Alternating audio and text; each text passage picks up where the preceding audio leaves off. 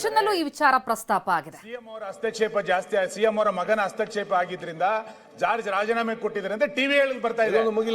ಸದನದಲ್ಲೇ ಇದ್ದಾರೆ, ಸ್ಪಷ್ಟ ಮಾಡ್ಲಿ. ಇಲ್ಲಿ ಇದೊಂದು ಬರೋ ನಿಮ್ದು ಬೇರೆ ಕಥೆ. ಒಂದ್ ಸೆಕೆಂಡ್ ಜಾರ್ಜ್, ನೀವು ಇದು ಲಿಖಿತ ಉತ್ತರ ಮುಗಿಸಿ. ನಾನೇನು ಆರೋಪ ಮಾಡ್ಲಿಲ್ಲ, ಹೌದಾ ಅಂತ ಕೇಳಿ ಸನ್ಮಾನ್ಯ ಸಭಾಧ್ಯಕ್ಷ ಇದು ಮುಗಿಸಿ. ಇದು ಹೇಳ್ತೀನಿ ನಾನು. ಅದು ಫಸ್ಟ್ ಹೇಳಿ, ಆದ್ಮೇಲೆ ಅದಕ್ಕೂ ಉತ್ತರ ಆಯ್ತು. ಫಸ್ಟ್ ಇದು ಹೇಳ್ಬಿಡಿ. ಅಲ್ಲ ಕೊಡ್ಬೇಕಲ್ಲ. ಒಂದ್ ಸೆಕೆಂಡ್ ಈಗ ಹೇಳ್ತೀನಿ. ದಿನಾಂಕ 29/1/26 3ನೇ ಪಟ್ಟಿಯಿಂದ ಸದನದಲ್ಲಿ ಲಿಖಿತ ಮೂಲಕ ಉತ್ತರಿಸುವ 193 ಪ್ರಶ್ನೆಗಳ ಪೈಕಿ 20 ಪ್ರಶ್ನೆಗಳ ಉತ್ತರಗಳನ್ನು ಸದನದಲ್ಲಿ ಮಂಡಿಸುತ್ತಿದ್ದೇನೆ. ಸನ್ಮಾನ್ಯ ಸಭಾಧ್ಯಕ್ಷರೇ, ಅವರು ಟಿವಿಯಲ್ಲಿ ನೋಡಿದ್ದಾರೆ ಅಂತ ಹೇಳಿದ್ದಾರೆ. ನಾನೇನಾದ್ರೂ ಟಿವಿಯಲ್ಲಿ ಹೇಳಿದಿನ? ನಾನು ಯಾವುದೇ ರಾಜೀನಾಮೆ ಪ್ರಶ್ನೆ ಉದ್ಭವಿಸೋದಿಲ್ಲ, ಆ ಥರ ಏನಿಲ್ಲ. ಸಂಪೂರ್ಣವಾದ ನಂಬಿಕೆ ನಮ್ಮ ಮುಖ್ಯಮಂತ್ರಿ ಮೇಲೆ ನಮಗಿದೆ, ಗೊತ್ತಾಯ್ತಲ್ಲ. ನಿನ್ನೆ ಸಮೇತ ನಮ್ಮ CLP ಮೀಟಿಂಗ್ ಇತ್ತು. ನೀವು ಯಾವ್ದಕ್ಕೆ ಕೇಳ್ಬಿಟ್ಟು ನನಗೆ ಗೊತ್ತಿಲ್ಲದ ವಿಚಾರ ಬೇಕು ಸರ್, ಅದಕ್ಕೆ ಕೇಳ್ತಾ ಇರೋದು. ನೀವು ನಮಗೆ ಬೇಕು, ಸತ್ಯಕ್ಕೆ ದೂರ. ನಾನು ಟಿವಿನಲ್ಲಿ ಬಂದಿದ್ದೀನಿ, ಉಲ್ಲೇಖ ಮಾಡ್ತಾ ಇದ್ದೀನಿ. ಏನಾಗಿದೆ ಟಿವಿ ಅವರಿಗೆ ಹೇಳ್ತೀನಿ. ಒಂದ್ ನಿಮಿಷ. ಮೊದಲು ಹಳೆ ಕಾಲದಲ್ಲಿ ಬೆಳಗ್ಗೆ ಒಂದು ನ್ಯೂಸು, ಮಧ್ಯಾಹ್ನ ಒಂದು ನ್ಯೂಸು, ಸಾಯಂಕಾಲ ಒಂದು ನ್ಯೂಸು, 3 ನ್ಯೂಸ್ ಇತ್ತು. ಈಗ 1 ಗಂಟೆಗೆ ಬ್ರೇಕಿಂಗ್ ನ್ಯೂಸ್ ಬರಬೇಕು. ಅವರೇ ಸೃಷ್ಟಿ ಮಾಡ್ತಾ ಇದ್ದಾರೆ. ಅವ್ರು ತೋರಿಸಿ ಎಲ್ಲಿ ನಾನು ಹೇಳಿದ್ದೀನಿ ಬಿಟ್ಟು ಅವರಿಗೆ ಬೆಳಗ್ಗೆ ಸಾಯಂಕಾಲ ನ್ಯೂಸ್ ಬೇಕು, ಅದಕ್ಕೆ ಈ ಥರ ಮಾಡ್ತಿದ್ದಾರೆ. ದಯವಿಟ್ಟು ಒಂದು ಮಾತು ಕೇಳಿದನ್ನ, ನಾನು ಆ ಥರ ಯಾವ ವಿಚಾರದ ರಾಜೀನಾಮೆ ಕೊಡಲಿಲ್ಲ, ಆ ಪ್ರಶ್ನೆ ಉದ್ಭವಿಸಿದ್ರ. ಸಂಪೂರ್ಣವಾದ ನಂಬಿಕೆ ಮತ್ತೆ ಬೆಂಬಲ ಮುಖ್ಯಮಂತ್ರಿ ಅವರೊಟ್ಟಿಗೆ ನಾವೆಲ್ಲ ಇದ್ದೀವಿ. ಓಕೆ, ಈಗ ಸಭೆ ಮುಂದಿಡಲಾಗುವ ಕಾಗದ ಪತ್ರಗಳು ಸನ್ಮಾನ್ಯ ಮುಖ್ಯಮಂತ್ರಿಗಳ ಪರವಾಗಿ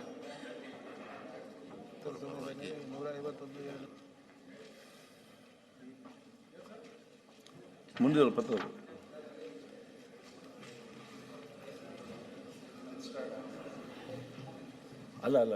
ಎಸ್, ಸೆಷನ್ನಲ್ಲೂ ಕೂಡ ಈ ವಿಚಾರ ಪ್ರಸ್ತಾಪ ಆಯಿತು. ಸಿಎಂ ಪುತ್ರ ಯತೀಂದ್ರ ಹಸ್ತಕ್ಷೇಪದ ಬಗ್ಗೆ ಒಂದು ಆಕ್ಷೇಪವನ್ನ ವ್ಯಕ್ತಪಡಿಸಿ ಜಾರ್ಜ್ ಏನು ರಾಜೀನಾಮೆಗೆ ಮುಂದಾಗಿದ್ರು ಅನ್ನುವಂತಹ ವಿಚಾರ, ಅದನ್ನ ಸುನಿಲ್ ಕುಮಾರ್ ಅವರು ಪ್ರಶ್ನಿಸ್ತಾರೆ.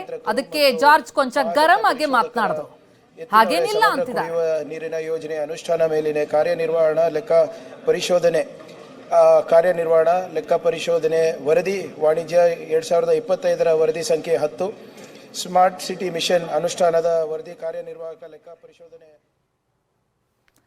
ಎಸ್, ಇದೇ ವಿಚಾರ ಆಗ್ಲೇ ನಮ್ಮ ಪ್ರತಿನಿಧಿ ಪ್ರಮೋದ್ ಕೂಡ ಹೇಳ್ತಾ ಇದ್ರು. ಪ್ರಶ್ನೆ ಮಾಡಿದ್ರೆ ಅದನ್ನ ನಿರಾಕರಿಸೋದು ಸಹಜ ಅಂತ. ಸದನದಲ್ಲಿ ಪ್ರಸ್ತಾಪ ಆಯ್ತು TV9 ವರದಿ. ಸಿಎಂ ಪುತ್ರ ಯತೀಂದ್ರ ಹಸ್ತಕ್ಷೇಪದ ವಿಚಾರಕ್ಕೆ ಸಂಬಂಧಪಟ್ಟಂತೆ ಸುನಿಲ್ ಕುಮಾರ್ ಅವರು ಪ್ರಶ್ನೆ ಮಾಡ್ತಾರೆ. KJ ಜಾರ್ಜ್ ಅವರು ಅದೇ ಸಂದರ್ಭದಲ್ಲಿ ಸೆಷನ್ ಅಲ್ಲಿ ಇದ್ದಿದ್ರಿಂದ ಅವರಿಂದ ಉತ್ತರವನ್ನ ಬಯಸ್ತಾರೆ. ಆದ್ರೆ ಅಂಥದ್ದೇನಾಗಿಲ್ಲ ಅಂತ ನಿರಾಕರಿಸ್ತಾ ಇದ್ದಾರೆ KJ ಜಾರ್ಜ್. ಅಂದ್ರೆ ಸಂಧಾನ ಸಫಲ ಆಯ್ತಾ? TV9 ವರದಿಯನ್ನ ಸುನಿಲ್ ಕುಮಾರ್ ಪ್ರಸ್ತಾಪಿಸಿದ್ರು. ಮಾಡ್ಲಿ, ಟಿವಿ ಮಾಧ್ಯಮಗಳಲ್ಲಿ ಏನ್ ಸುದ್ದಿ ಬರ್ತಾ ಇದೆ ಅಂತ ಕೇಳಿದ್ರೆ, ಜಾರ್ಜ್ ಅವರು ರಾಜೀನಾಮೆ ಕೊಟ್ಟಿದ್ದಾರೆ, ಸಿಎಂ ಅವರ ಹಸ್ತಕ್ಷೇಪ ಜಾಸ್ತಿ, ಸಿಎಂ ಅವರ ಮಗನ ಹಸ್ತಕ್ಷೇಪ ಆಗಿದ್ರಿಂದ ಜಾರ್ಜ್ ರಾಜೀನಾಮೆ ಕೊಟ್ಟಿದ್ದಾರೆ ಅಂತ ಟಿವಿ ಹೇಳಿ ಬರ್ತಾ ಇದೆ. ಸದನದಲ್ಲೇ ಇದ್ದಾರೆ, ಸ್ಪಷ್ಟ ಮಾಡ್ಲಿ. ಇಲ್ಲಿ ಇದೊಂದು ಬರೋ ನಿಮ್ದು ಬೇರೆ ಕಥೆ. ಒಂದ್ ಸೆಕೆಂಡ್ ಜಾರ್ಜ್, ನೀವು ಇದು ಲಿಖಿತ ಉತ್ತರ ಮುಗಿಸಿ. ನಾನೇನು ಆರೋಪ ಮಾಡ್ಲಿಲ್ಲ, ಹೌದಾ ಅಂತ ಕೇಳಿ. ಸನ್ಮಾನ್ಯ ಸಭಾಧ್ಯಕ್ಷ ಇದು ಮುಗಿಸಿ. ಇದು ಹೇಳ್ತೀನಿ ನಾನು. ಅದು ಫಸ್ಟ್ ಹೇಳಿ, ಆದ್ಮೇಲೆ ಅದಕ್ಕೂ ಉತ್ತರ ಆಯ್ತು. ಫಸ್ಟ್ ಇದು ಹೇಳ್ಬಿಡಿ. ಅಲ್ಲ ಕೊಡ್ಬೇಕಲ್ಲ. ಒಂದ್ ಸೆಕೆಂಡ್ ಈಗ ಹೇಳ್ತೀನಿ. ದಿನಾಂಕ 29/1/26 3ನೇ ಪಟ್ಟಿಯಿಂದ ಸದನದಲ್ಲಿ ಲಿಖಿತ ಮೂಲಕ ಉತ್ತರಿಸುವ 193 ಪ್ರಶ್ನೆಗಳ ಪೈಕಿ 20 ಪ್ರಶ್ನೆಗಳ ಉತ್ತರಗಳನ್ನು ಸದನದಲ್ಲಿ ಮಂಡಿಸುತ್ತಿದ್ದೇನೆ. ಸನ್ಮಾನ್ಯ ಸಭಾಧ್ಯಕ್ಷರೇ, ಅವರು ಟಿವಿಯಲ್ಲಿ ಲಿಖಿತದವ್ರು ಆನ್ಸರ್ ಮಾಡ್ಲಿ.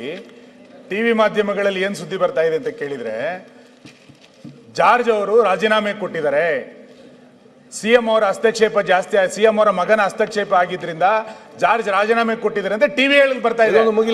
ಸದನದಲ್ಲೇ ಇದ್ದಾರೆ, ಸ್ಪಷ್ಟ ಮಾಡ್ಲಿ. ಇಲ್ಲಿ ಇದೊಂದು ಬರೋ ನಿಮ್ದು ಬೇರೆ ಕಥೆ. ಒಂದ್ ಸೆಕೆಂಡ್ ಜಾರ್ಜ್, ನೀವು ಇದು ಲಿಖಿತ ಉತ್ತರ ಮುಗಿಸಿ. ನಾನೇನು ಆರೋಪ ಮಾಡ್ಲಿಲ್ಲ, ಹೌದಾ ಅಂತ ಕೇಳಿ.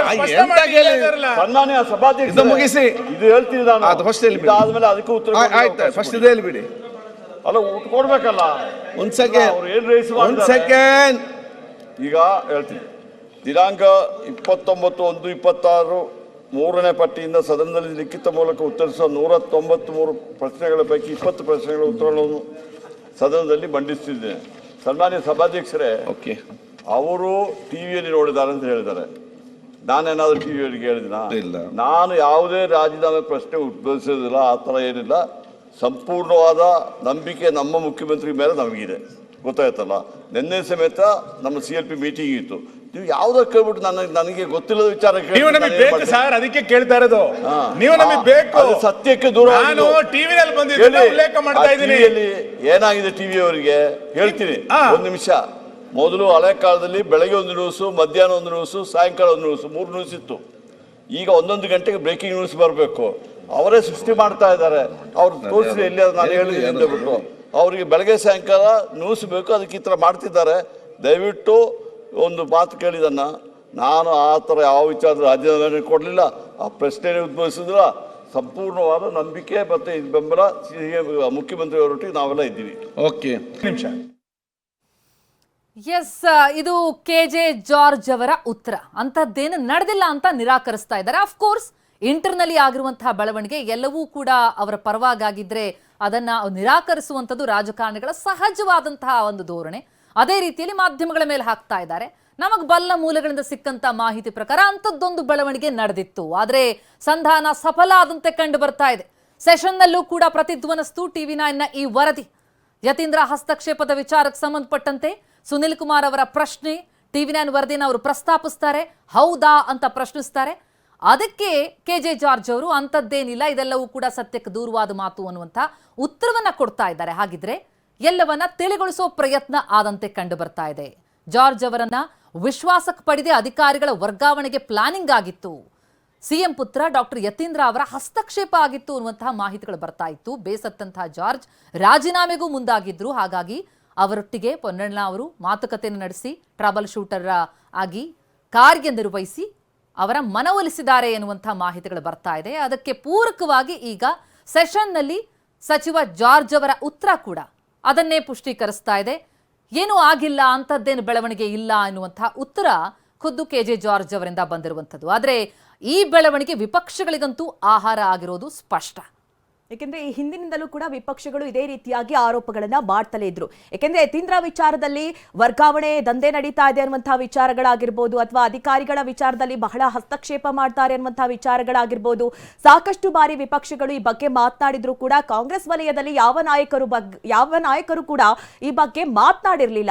ಆದ್ರೆ ಯಾವಾಗ ಇಲಾಖಾವಾರು ವಿಚಾರದಲ್ಲಿ ಅಧಿಕಾರಿಗಳನ್ನ ಸ್ವತಃ ಸಚಿವರಿಗೆ ತಿಳಿಯದಂತೆ ಅಮಾನತುಗೊಳಿಸಲಾಗ್ತಾ ಇದೆ ಅಥವಾ ವರ್ಗಾವಣೆ ಮಾಡ್ತಾ ಇದೆ ಅನ್ನುವಂತಹ ವಿಚಾರ ಸಚಿವರಿಗೆ ತಿಳಿತಾ ಇದ್ದಂತೆ ಈ ಬಗ್ಗೆ ಸ್ವತಃ ಜಾರ್ಜ್ ಅವರು ಕೂಡ ಬೇಸರವನ್ನ ವ್ಯಕ್ತಪಡಿಸಿದ್ರು ಅನ್ನುವಂತಹ ಮೂಲ ಮಾಹಿತಿ TV9ಗೆ ಸಿಕ್ಕಿರುವಂತದ್ದು.